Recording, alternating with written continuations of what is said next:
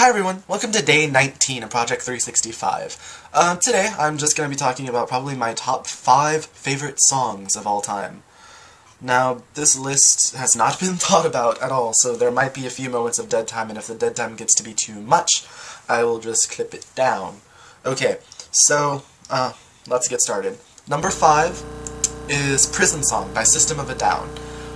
This song has a great message. It emphasizes the fact that rehabilitation is much more effective than a prison system. Also, on a side note, as I speak over it, the song will be playing underneath, so be prepared for that.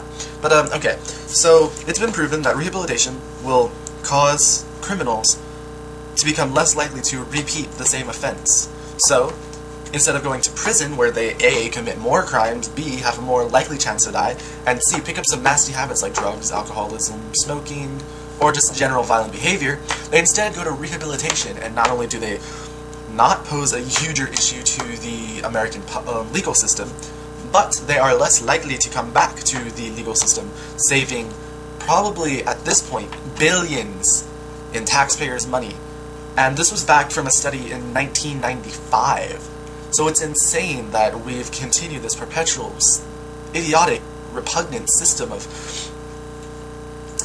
breeding more criminals. It's ridiculous, really. I better adjust that a little bit. Anyway, song number 4.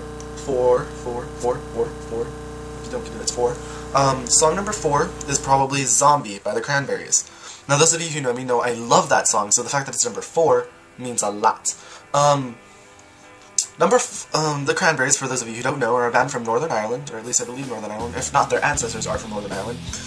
I only know because they make reference to it, or not that they make reference to it, but the song Zombie itself is talking about their relatives back from Northern Ireland. For those of you who don't have any clue what there is to need to know about Northern Ireland, the song itself is talking about the War of 1916. In the War of 1916, a bunch of British soldiers went into Northern Ireland and started attacking the people in order to get them to leave the country. I think it was to leave the country. It might have been something else. There's a chorus from the song that goes, "It's the same old scene since 1916. In your head, they're still fighting with their tanks and their bombs and their guns. In your head, they're still fighting. In your head, zombie, hey, what's in your head? In your head, zombie, hey, oh." And that whole thing is literally just a reference to, literally the whole song is just a reference to the War of 1916 and how it displaced. And then what I love the most about the song is just the raw emotion you feel from it. Like, I could never sing the song any justice because I don't have that raw emotion to put into it. I don't have ancestors who have been persecuted by some systematic government for hundreds of years. So, I mean, it's really a brilliant song, highly emotional, just, it's amazing. Song number 3. Song number 3 is probably the fight song. Yeah. It's the fight song by Marilyn Manson. Being an atheist, it's a really great rallying song, but it talks about how, as a human being, we shouldn't be slaves to ideologies in general. We should always have this free will of thought, and that should never be controlled or administered by something else. So that is definitely a huge message that people need to learn. I mean, I hope I'm not a slave to my ideologies. I mean, yeah, I believe in them, but I don't want to become so far in belief that I willingly close my mind and not allow other information or other ideas or views to come in, and I'm just a slave to it. So, yeah, I think that's a huge message that people really don't ever think about. They never question what they believe in. They never ask those important questions of why. Why do I believe in this? So, the fight song definitely provides a great way to sort of really think about that. Song number 2.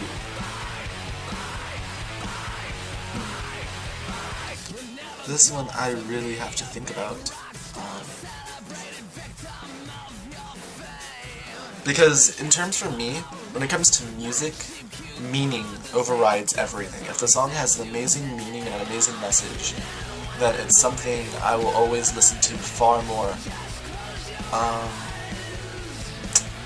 It's a song by The Vacancies, and it's another just anti-religious song. I mean, I'm not trying to focus on that, but you know what, no, let's not make it that song.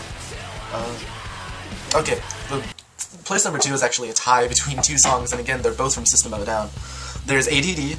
Actually, I think they're both from Steal This Album. Steal This Album, by the way, is a great album by System of a Down, so if you don't have it, go get it, because it's really good. The 2 songs from Steal This Album are Boom, which sends this huge message because, A, it's a 2-part message. Like, you can get one message away from it, then you can get another. The first one is, it's talking about the Armenian genocide. For those of you who don't know, the band members from System of a Down are Armenian, and often in their songs they will make reference to the Armenian genocide. And this particular song talks about a fellow named Mordecai, and the song itself is talking about the Armenian genocide. However, when you look at the song, it can also be interpreted to be a message against anti-war in general, just because countries invest billions into, well, at least the United States spends billions into its military budget, and it's ridiculous. I believe it's like 60% of our budget goes to military spending, and it's ridiculous. What happens to education? It gets cut. I mean, take for example at my school. We are essentially losing 5 days of instructional time for furlough days. Now, for those of you who don't know, furlough days are essentially days where no one goes to work and no students go to school. Now, generally speaking, most students will be happy with that. I, however, am not particularly, because they're also enforcing these furlough days onto colleges and making mandatory furlough days. And it's ridiculous because once you're in college, you're paying tuition to go there, only to have you have classes stripped away from you and days of class taken away from you. That means you have to stay in college longer to complete the course, and it's ridiculous because then you end up spending more money, getting more in debt, and at a certain point it feels like college wouldn't even be worth it. But in today's workaday world, the college bachelor's degree has become the new high school diploma, so what are we supposed to do?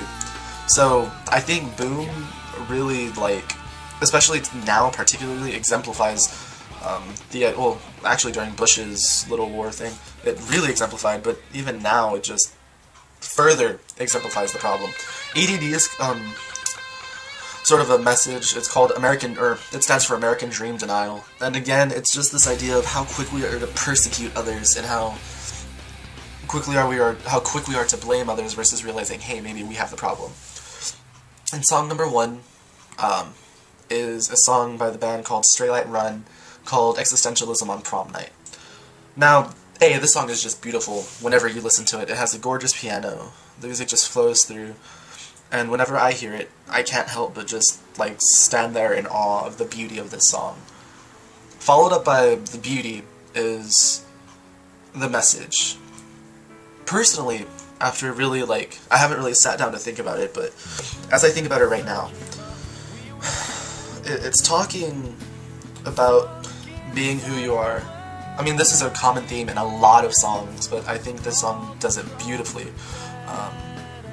It's talking about this idea that you need to be whoever you want to be. Sing like you think no one's listening. You would kill for this just a little bit, you would. So, like, it's really just talking about this fight for wanting to be who you are and how constantly under pressure you are from your society and from those people around you, those influences that are constantly around you. And it's just an amazing song. So, yeah, I mean, like, I could never even begin to describe how awesome this song is. So, yeah, that is it for the songs. Now for a personal, not so much personal thing.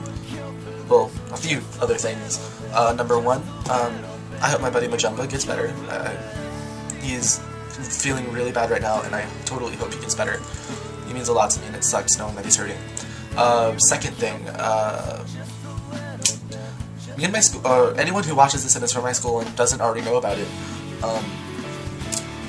March 17th is going to be a school-wide game of tag. we just figured this would be fun because it would get a lot of students involved and it would be a whole bunch of fun. And also, to my friends, this is just, I'm just throwing an idea out there, but why don't we take Nappy Hair Day and make it a huge day, like, to see if we can get everyone to participate, to where they do nothing with their hair for one day. Like, I think it would be fun to see who else would participate. And also, Operation Conga Line as a go. So, we'll definitely need to plan that one out, too. So, yeah. Question of the day. What are your top 5 favorite songs? I'm actually quite curious to see what people think. Emily and Mariella, I know your guys' top is probably A Gondola Ride in Paris, although it might have changed. Jordan, I have no clue, nor do I have a clue about Miles or any other one. But, yeah. So, that's it for today. Tomorrow will either be a really early upload or a really late upload. I don't know which yet. So, until then, I will see you guys tomorrow.